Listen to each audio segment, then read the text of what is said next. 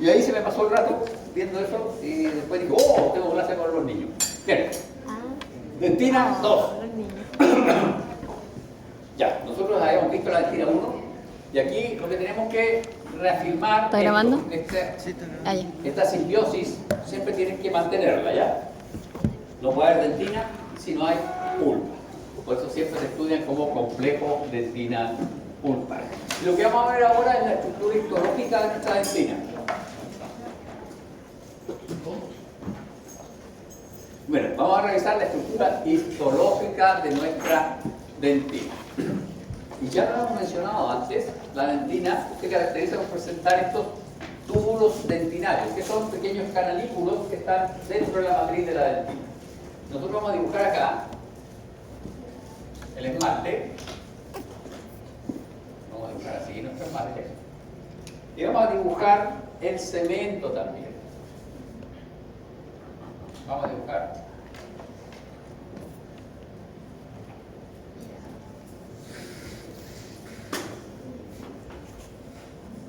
Ahí está nuestro cemento. Vamos a dibujar así nuestro diente. Está bastante malito nuestro diente dibujado, pero es para este grupo. Ustedes de azul, ¿qué caso de choque es este? Cualquier cosa. Un tipo. Sí. Ya. Un tipo. Sí, ven. Y acá tenemos la pulpa. Esta es la pulpa, ¿ya? Pulpa. Entonces esto es la dentina. Y dijimos que esto tiene tubos, canalículos, canales, hoyitos. ¿Ya? Y si ustedes se fijan, aquí, los hoyitos son estas cosas negritas que se ven acá. Pero si uno mira, ahí tienen una cierta curvatura, aquí están derechos y aquí tienen una sola curvatura. Entonces, aquí el túbulo está casi derecho del túbulo dentinario. En cambio aquí, en la zona media, el tubito tiene una pequeña inclinación. Y vamos a ver que aquí en esta zona tiene más o menos esa forma. ¿Ya? Y luego cuando miramos acá, vemos que tiene un aspecto más o menos así. Entonces los túbulos dentinarios no son homogéneos en su forma. ¿Ya? Y esto se describe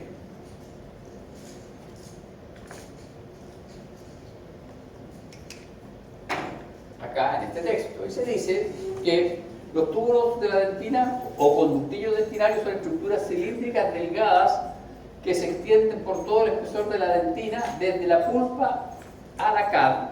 Y esto lo agregué y la CCD. Faltaba la CCD porque por eso yo dibujé acá mi diente con esmalte y dibujé mi diente con cemento. ¿Por qué? Porque en esa descripción que había acá daba casi a entender, y ustedes podían entrar en un concepto errado, de que solo estos túbulos dentinarios se encontrarían en la zona coronaria del diente, y eso no es así. Ahora, si ustedes se fijan,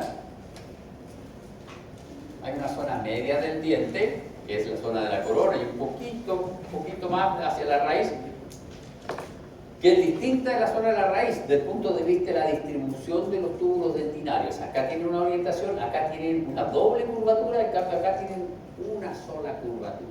Entonces hay diferencias y por eso hay que aclarar que estos túbulos dentinarios llegan al esmalte, pero también llegan al cemento. Están comunicando, atravesando toda la dentina, y la dentina se encuentra tanto en la corona como en la raíz de nuestro diente, ¿ya? Entonces ahí en su apunte había que agregar CCD. Y acá tenemos nuestro túbulo dentinario. A ver si alguien... pero el dentina no entra en el certamen, ya. No lo vamos a preguntar. Gracias por recordar. No lo vamos a preguntar. Si se recuerdan, estos serían nuestros ameloblasto o odontoblasto. Chicago, ameloblasto o odontoblasto. Odontoblasto. Estos son los cuerpos odontoblastos, por lo tanto aquí está la unión pulpa dentina. Y acá tenemos una dentina, que es la dentina primaria, recientemente sintetizada, o predentina, y esta es nuestra dentina propiamente. Y lo que estamos viendo acá son los túbulos dentinarios. Este es un corte de diente desmineralizado y este es un corte de diente desgastado. Y este sería nuestro esquema de la distribución de los cuerpos de los odontoblastos en la pulpa. Este trozo de tejido corresponde a la dentina o predentina, dentina no muy mineralizada, y acá estaría nuestro matriz propiamente tal de la dentina, en donde están los túbulos dentinarios, y en el interior de cada túbulo dentinario tendríamos un proceso de un odontoblasto, que es lo mismo que se está observando acá. Acá tenemos un diente desmineralizado, diente mineralizado, diente mineralizado. Microscopía electrónica de barrido y microscopía óptica.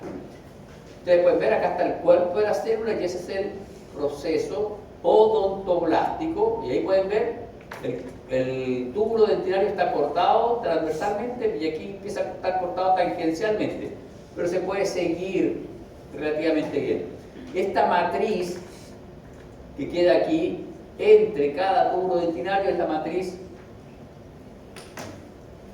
intertubular. Tenemos un túbulo y esto es matriz intertubular. En la matriz intertubular no hay elementos celulares, hay solo colágeno y cristales de hidroxiapatita. Entonces los elementos celulares están en el interior de los túbulos dentinarios. Esto es con mucho mayor aumento, en donde ustedes pueden ver esas rayitas de ahí corresponden al colágeno. Acá se hizo se retiró parcialmente los cristales de hidroxiapatita y lo que están viendo ahí son los colágenos. Esto mismo, pero con mucho mayor aumento, en donde ven el proceso odontoblástico y las fibras de colágeno cómo estarían distribuidas. Y entonces, los túbulos dentinarios primarios, conductillos dentinarios, son estructuras cilíndricas delgadas que se extienden por todo el espesor de la dentina desde la CAD a la CCD. La longitud promedio oscila entre 1.5 a 2 milímetros y su diámetro promedio alcanza 4.25, 4,4 y media micras. ¿Ya? Entonces, esto es de 4 a 5 micras diámetro. Y la longitud, un par de milímetros. Los túbulos dentinarios alojan en su interior la prolongación de un odontoblasto o proceso odontoblástico, pero ¿ya? Además pueden alojar la prolongación de células dendríticas y pueden alojar la prolongación de terminales nerviosas. ¿Ya? Ahora, las células dendríticas, las prolongaciones de las células dendríticas y la prolongación de las terminales nerviosas llegan un poquito más allá de la predentina. No van a encontrar ustedes una prolongación nerviosa haciendo contacto casi con la CAD o la CCD. ¿Ya? Entre la pared del túbulo y el proceso odontoblástico existe un espacio que se llama periprocesal. Este es el túbulo y ese es el proceso odontoblástico. Por lo tanto, el espacio que queda entre el túbulo, eso de ahí, que es ese espacio, dijimos, que estaba lleno de un líquido, un fluido. Y este es el fluido dentinal. Y ese fluido se origina en la pulpa dental. Ese fluido es importante porque ese fluido tiene dos comportamientos, un comportamiento centrífugo y un comportamiento centrípeto. Ayúdame en la traducción de eso. ¿Cuál es el comportamiento centrífugo de ese fluido dentinal? ¿Para qué serviría? Para llevar como la señal al diente de presión. Centrífugo. Entendamos. Vamos a dibujar aquí un túbulo más gordo. Vamos a dibujar aquí este túbulo, lo vamos a dibujar más gordo para que tengamos la noción. Vamos a dibujar este túbulo gordo.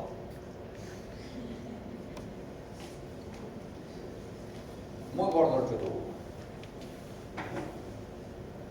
Vamos a dibujar aquí un odontoblasto único.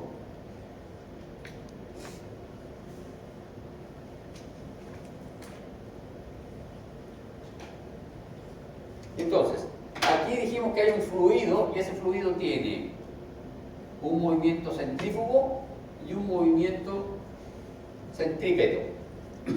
Entonces el movimiento centrífugo tiene que ver con nutrición. Lleva elementos desde la pulpa acá, donde están los vasos sanguíneos. Recuerden, la dentina es avascular, no tiene más células que... De hecho no tiene células, lo único que tiene de orgánico es la prolongación de los odontoblastos. Los vasos sanguíneos están aquí. Ahí están los vasos sanguíneos. Entonces allá puede llevar nutrientes. Y de regreso lleva presión. Cuando tú haces un esfuerzo masticatorio, esto recibe presión, por lo tanto este líquido se mueve. Y aquí es donde vamos a dibujar con verde.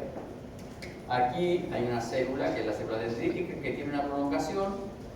Y aquí también está la prolongación sensitiva del sistema nervioso. Entonces, esos dos elementos sirven para detectar los flujos de presión. Por eso tiene un movimiento centrífugo que va desde la pulpa hacia el esmalte o hacia el cemento, y un movimiento centrípeto que va desde el cemento, el esmalte, hacia la pulpa.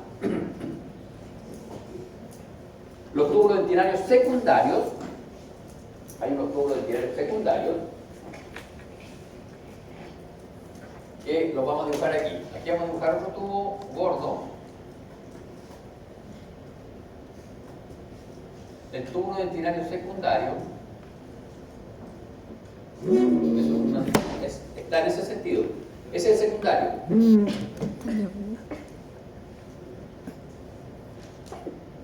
Es el secundario. Y se dice que en el secundario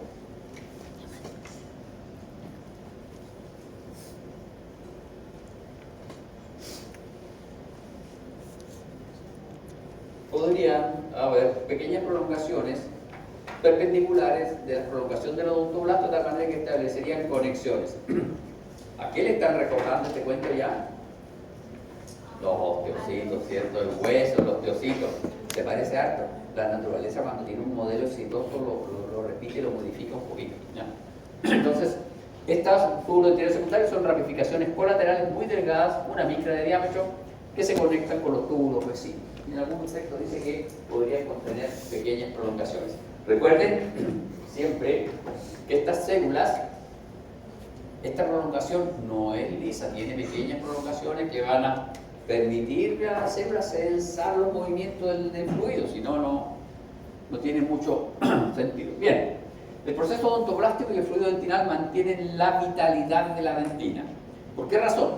Porque el proceso odontoblástico que está aquí adentro está manteniendo, está sintetizando la dentina del túbulo dentinario. ¿Esto es bueno o es malo? Vamos a ver esto. Corte transversal. Voy a tener un corte transversal, mi túbulo dentinario, y voy a tener mi proceso odontoblástico acá. Y aquí voy a dibujar para que veamos unas mitocondrias, voy a dibujar un poquito de RER, etc. ¿Ya? Este es mi odontoblasto. Una patita de odontoblasto. Entonces este es el túbulo dentinario. Y aquí está la matriz intertubular, y aquí hay otro túbulo dentinario. Entonces, lo que dice es que este proceso es vital para la mantención de esta matriz. Sin embargo, este túbulo dentinario está constantemente sintetizando dentina, lo cual establece que aquí vamos a tener una dentina que está en la periferia de los túbulos dentinarios, que es la peritubular, y una dentina intertubular. Ahora, esta dentina peritubular está siendo modificada constantemente por el proceso odontoblástico. ¿Y eso cuál es el problema? El problema es que los señores añosos, este espacio se ve disminuido, porque este proceso odontoblástico sintetiza dentina de forma centrípeta. Entonces se va a disminuir este espacio, y si se disminuye este espacio, vamos a tener poco fluido. Y si tenemos poco fluido, tenemos poco movimiento de este fluido. Lo cual quiere decir que esa dentina se puede, o sea, ese proceso odontoblástico se puede nutrir mal. Y si se nutre mal, se puede morir. Y si se muere, vamos a tener una dentina translúcida, sin proceso odontoblástico. Y una dentina sin proceso odontoblástico es la dentina que nos ayuda mucho a la percepción de presiones de proceso masticatorio, ¿ya? Entonces, el fluido dentinal contenido en los tubos dentinarios presenta dos vías de movimiento hidrodinámico, vía centrífuga hacia la periferia de la dentina, hacia la CAD y CCD. Ahí lo modifiqué, porque decía solo hacia la CAD, para nutrir a la dentina. Y una vía centrípeta desde la periferia hacia la pulpa para conducir estímulos y elementos.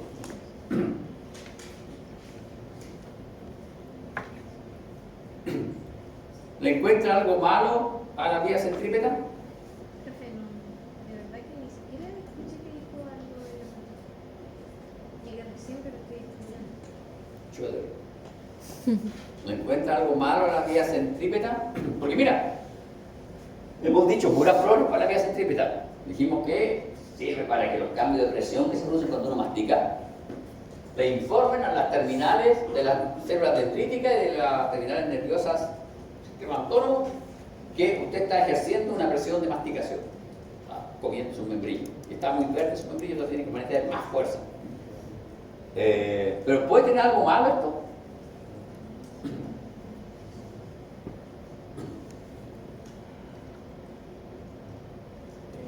Puede ser que como sea sensible el área cuando se inflama algún tipo de sea con la presión del dolor. Pero la dentina no se inflama. No, ¿Qué se inflama? es la La encía, pero no, pero dentro del diente hay un tejido que se inflama y duele y molesta, la pulpa. Y entonces, si nosotros tenemos acá nuestro diente protegido por esmalte inorgánico, no hay ningún bicho que pase el esmalte, pero si un bicho se preocupó aquí de hacer una carie y esa carie se metió aquí, algún patógeno de esa carie se metió aquí, en este bordecito, y utiliza esta vía centrípeta para irse en bus hacia la pulpa y producirnos una pulpitis. Entonces, si bien es cierto, todos estos movimientos fluidos son geniales para la funcionalidad del diente, pueden ser mal utilizados por patógenos. Pasa lo mismo con el flujo axónico. ¿Se acuerdan de histología? Había un flujo axónico retrógrado y un anterógrado. El retrógrado es que va desde el axón hacia el soma para decirle a la neurona qué está pasando en el axón. Pero si se mete un virus o un patógeno, un virus generalmente en ese axón, ¿dónde va a llegar? Va a llegar directo a la neurona. Entonces, estos movimientos de fluidos, en este caso, tienen una funcionalidad. Pero, si un patógeno accede a la dentina, podemos tener una vía fácil hacia la pulpa y deja de estar tan protegida nuestra pulpa. Bien, veamos entonces estructuras básicas morfológicas del tubo dentinario. Vamos a ver las curvaturas de nuestra dentina. No, la verdad que no de la dentina, de los tubos dentinarios. Nosotros dibujamos acá el tubo dentinario, ¿se fijan? Lo dibujamos con dos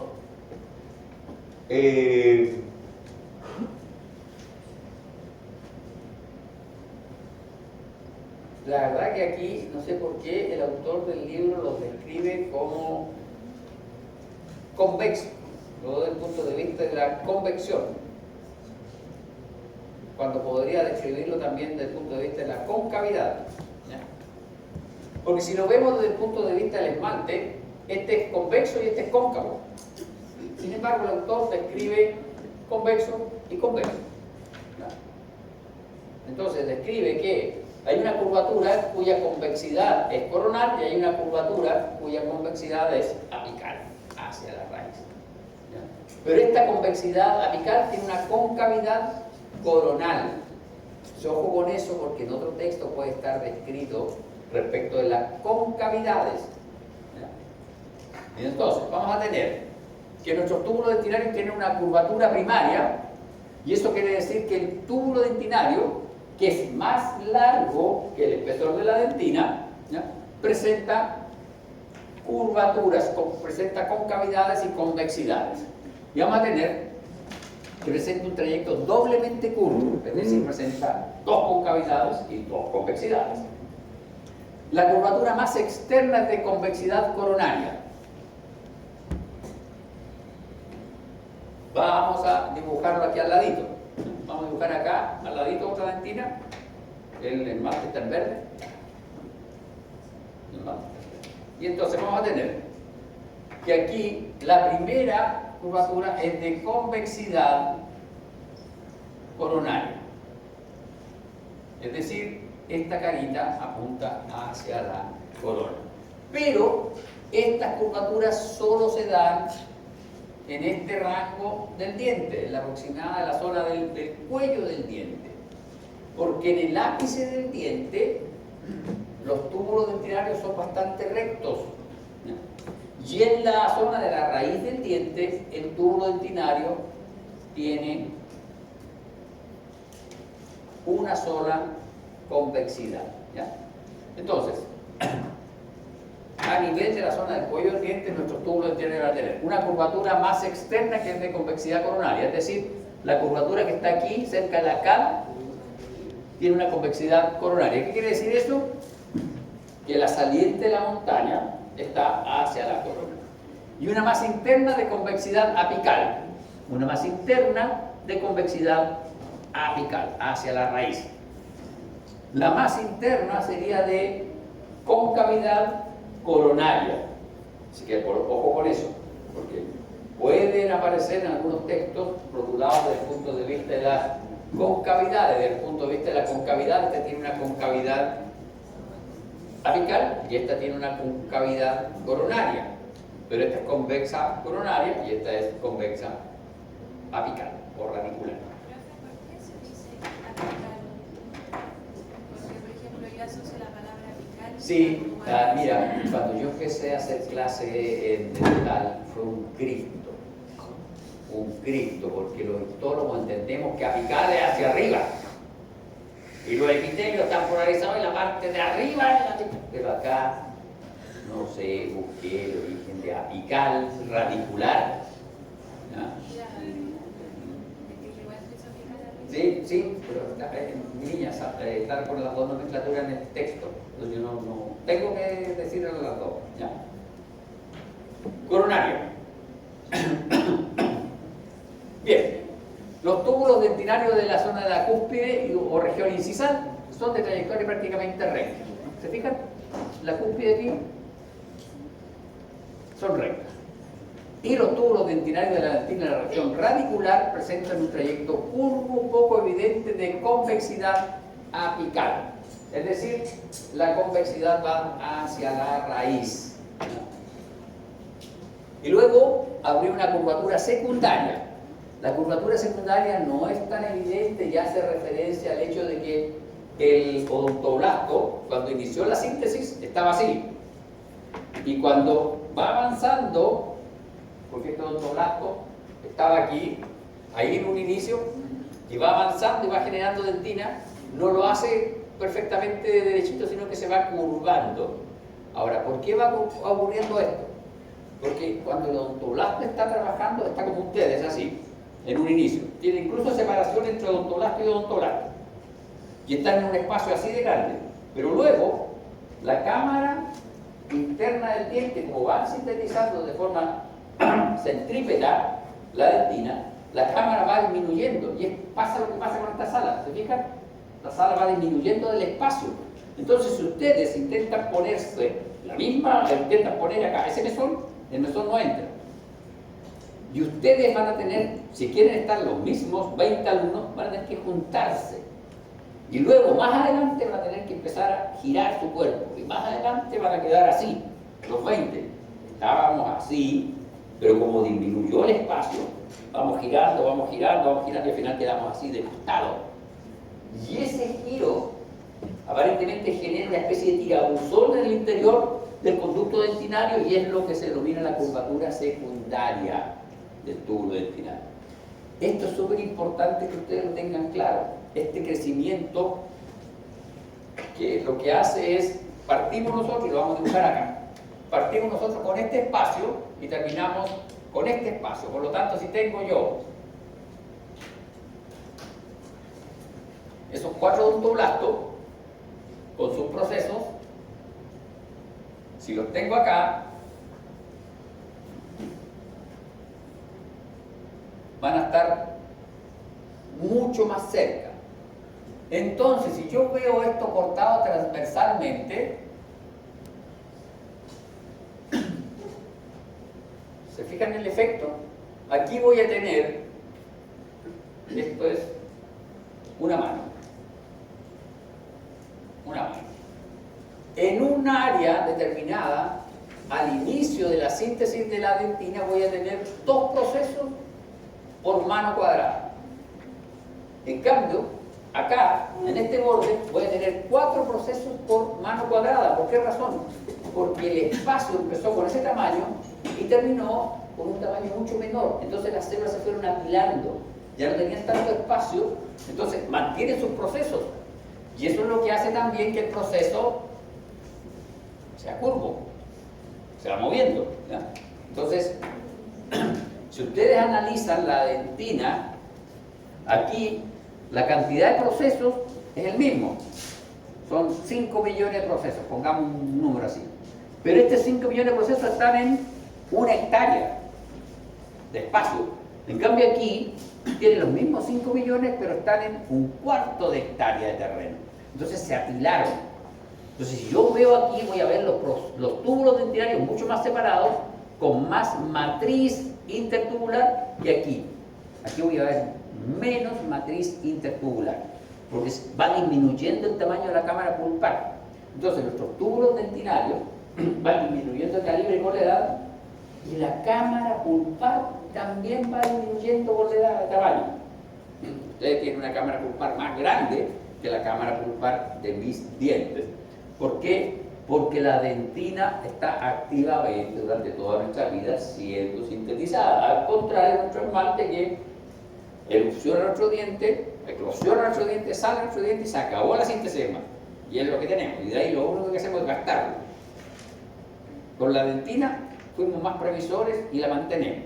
¿No? ¿Por qué? Porque la dentina tiene una función fisiológica de censar el trabajo mecánico de nuestro diente.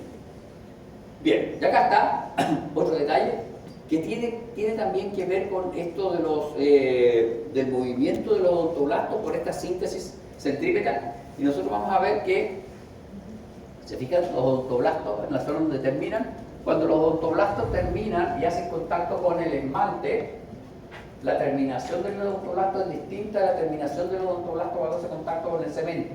¿Se fijan? Acá es más ramificado, en cambio acá es dicotómica. Entonces el túbulo dentinario del odontoblasto cuando hace contacto con el cemento es una dicotómica, en cambio acá es mucho más ramificado, y ahí están ejemplificados los túbulos dentinarios secundarios. Este es el túbulo dentinario primario, esos serían los secundarios, y estas son las ramificaciones. ¿Se acuerdan que había unas estructuras que pasaban hacia el esmalte? Estas son, en algunos casos, esto pasa hacia el esmalte. Bien, entonces las ramificaciones terminales. En la dentina coronaria se observan como ramificaciones arboriformes, ¿ya?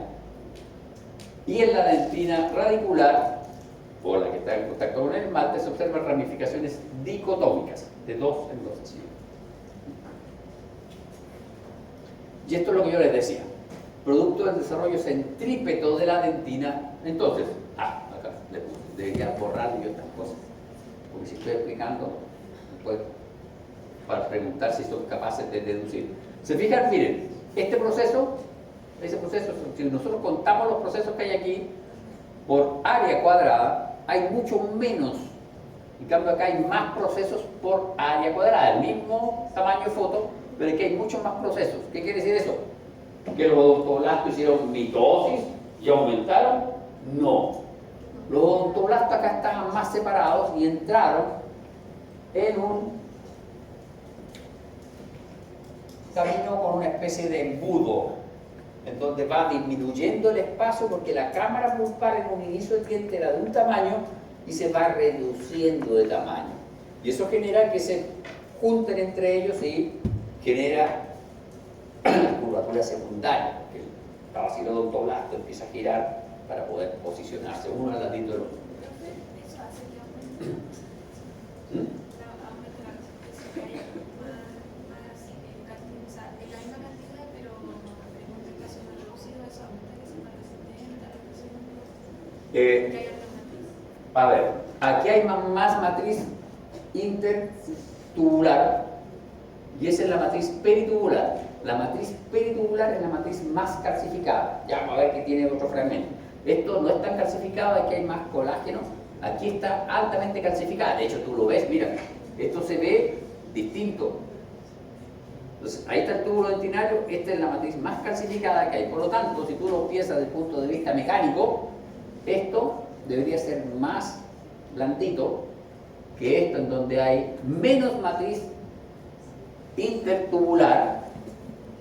Cada túbulo tiene una matriz peritubular y esto es la intertubular. Entonces aquí hay menos matriz intertubular que acá y la matriz intertubular es menos calcificada, tiene más colágeno, por lo tanto aquí la estructura es más dura, esta es más elástica. Entonces el borde externo sería un poco más elástico, la parte interna sería un poco más dura, lo cual también tiene sentido. Si el borde externo es el que hace la esponja con el esmalte. Aquí, pegadito por fuera, está el esmalte. Aquí, por dentro, está la pulpa. Aquí debajito de esto están los odontoblastos, los cuerpos de odontoblastos y la pulpa. Acá está el esmalte. El esmalte necesita amortiguarse un poquito. Entonces, tiene razón en lo que dice. Hay una diferencia de dureza. Esta es más dura. Bien, ya ahí están los datos duros de los 45.000, 65.000 túbulos, que la verdad que jamás le voy a preguntar cuántos túbulos, porque no tiene ningún sentido constructivo. Lo que sí es importante, capaz que un profe en clínica les pregunte cuántos túbulos hay, pero no tiene ningún sentido constructivo.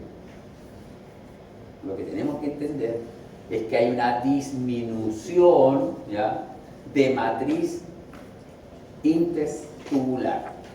Y como hay una disminución de matriz porque no hay más espacio, aumenta la cantidad de túbulos. Y el aumento es bastante importante. ¿Ya? Sacan la cuenta y los porcentajes, es bastante importante el aumento de túbulos dentinarios por línea de superficie. Bien, y acá unos detalles respecto de nuestra matriz. Lo que usted había preguntado, señorita, mire, este es el túbulo dentinario, ahí está nuestro proceso odontoblástico, y te fijas, el bordecito es más homogéneo y las partes intertúbulo son como más laxas, y si tú lo miras acá hay más colágeno, en cambio ahí hay más minerales. Este es nuestro dentina peritubular, dentina intertubular. Ahora, cuando nosotros estudiamos con más detalle la dentina peritubular, vamos a ver que tenemos una capa hipomineralizada interna, una capa hipermineralizada media y una capa hipomineralizada externa. Esta capa hipomineralizada externa se confunde con la intertubular, tiene las mismas características. Entonces esto te sugiere que esto está menos mineralizado. Ahora, es bien interesante cuando tú piensas esto. A ver, si esta matriz la sintetizaron ellos y la sintetizaron mineralizada como túbulo dentinario, ¿cómo se va perdiendo la calcificación? Porque tú entiendes que aquí esta está recientemente sintetizada, entonces la tiene que calcificar. Esta la calcificó. ¿Y esa cómo fue perdiendo calcio? ¿Cómo fue perdiendo minerales, cristales de hidroxiapatita? Si este ya no tenía acceso para acá, sintetizó eso. Entonces ahí hay una cosa difícil de entender cómo lo hizo. El texto no lo explica bien y la verdad que trato de imaginarme cómo lo hizo, porque aquí adentro está la proyección. Entonces sintetizó acá una corona, perfectamente lo entiendo, pero si esta fue la primera que sintetizó, ¿por qué calcificó esta y dejó esa sin calcificar y luego calcificó la más interna? Y luego esto va aumentando. Por lo tanto, habría que buscar, no sale en este texto, pero habría que buscar si en las dentinas de los adultos, habría que buscar, y ustedes lo pueden buscar después en un paper, o le pueden preguntar al experto en dentinas.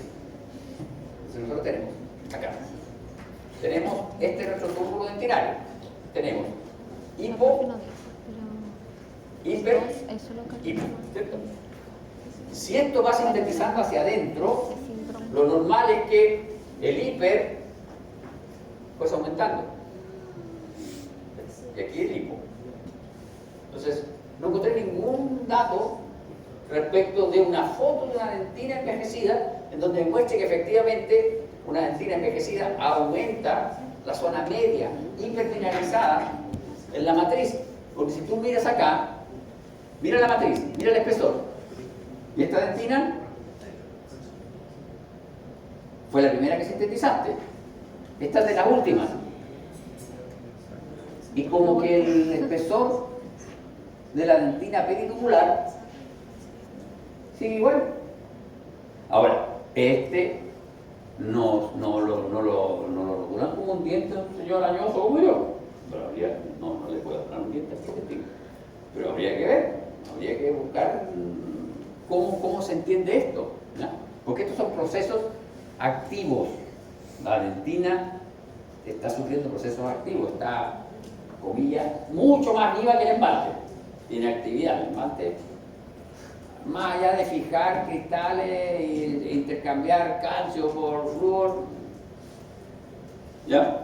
Y aquí está lo que yo les decía, hay una disminución gradual con la edad.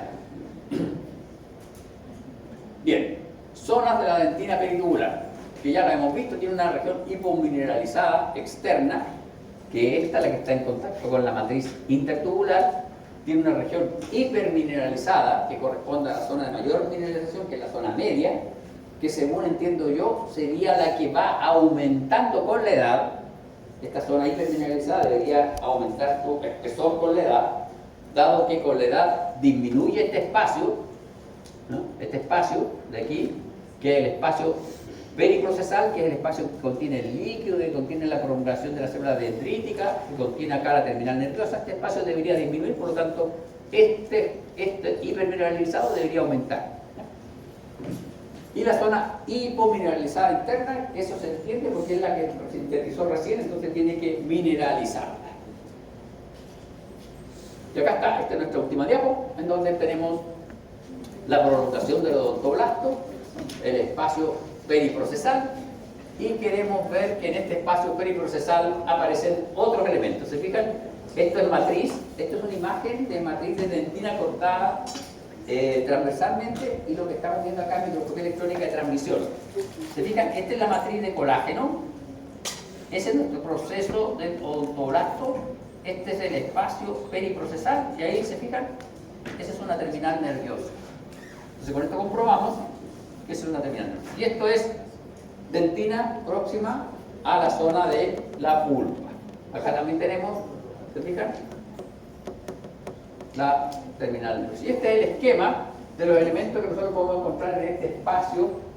Este es nuestro túbulo dentinario, este es el espacio periprocesal, este es el proceso odontoblástico, y asociado al proceso vamos a encontrar fibras nerviosas y fibras de Foncorf, que la fibra de Foncorf es la prolongación de una célula dendrítica. ¿Ya?